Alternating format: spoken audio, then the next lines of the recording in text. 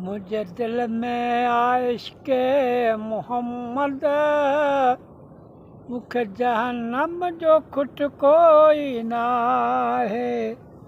मुझे दिल में इश्क़ मोहम्मद मुख जहन्नम जो खुट कोई ना है।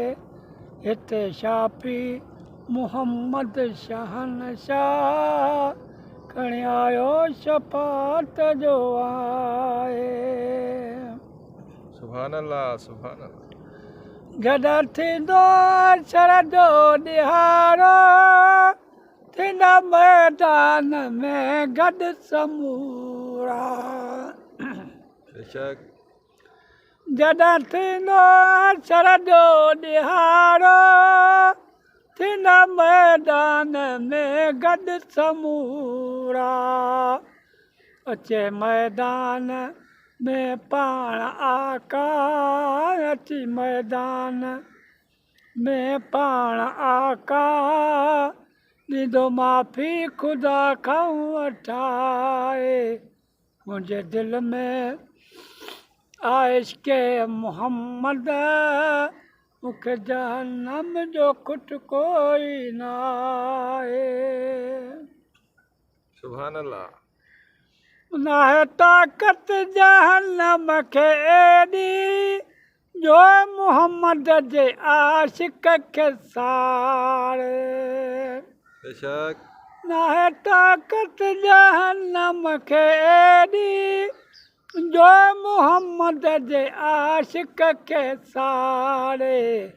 सचे आशिक़ जे लाइ पाण मौला सचे आशिक़ जे लाइ पाण मौला ॾींदो माफ़ी ख़ुदा खां वठाए। मुंहिंजे दिल में इश्क़ मोहम्मद मूंखे जहन्नम जो खुट कोई ना आहे। हिते शाफी मोहम्मद शहनशाह खणी आयो शफ़ात जो आहे। जो शफ़ात नबीअ जी मञे थो उहो दोज़ख में कॾहिं कोन वेंदो। जो शफ़ात नबीअ जी मञे थो उहो दोज़ख में कॾहिं कोन वेंदो। अहिड़े महबूब जो हा दीवानो अहिड़े महबूब जो हा दीवानो जेको सीनो मदीनो बणाए। मुंहिंजे दिल में इश्क़ मोहम्मद मूंखे जहन्नम जो खुट कोई ना आहे। सुभान अल्लाह। हिते शाफी मोहम्मद शहनशाह खणी आयो शफ़ात जो आहे। सुभान अल्लाह। रुख महबूब मुंहिंजे जो दिलबर जंहिं ते हुरू मलाइक बि आशिक़। सुभान अल्लाह। रुख महबूब मुंहिंजे जो दिलबर जंहिं ते हुरू मलाइक बि आशिक़। जंहिं ते हुरू मलाइक बि आशिक़।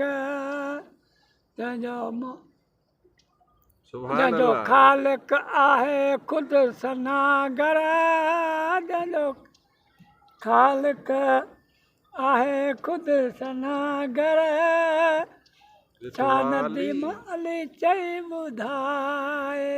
सुभान अल्लाह। मुंहिंजे दिल में इश्क़ मोहम्मद मूंखे जहन्नम जो खुट कोई ना आहे। सुभान अल्लाह सुभान अल्लाह। दोस्तो जेकॾहिं हीअ ग़ुलाम फ़क़ीर जी नात तव्हांखे पसंदि आई हुजे त वीडियो खे लाइक ऐं चैनल खे सब्सक्राइब कजो। इंशाअल्लाह हिन फ़क़ीर हाजी ग़ुलाम नबी मैसर जूं पर तमामु बहितरीनु उहे नातूं हिन खे यादि रहियूं आहिनि। हिन वक़्तु हिन जी तबियत ठीकु न आहे हा ऐं सॼी उमिरि महबूब जी सना कंदा रहिया आहिनि।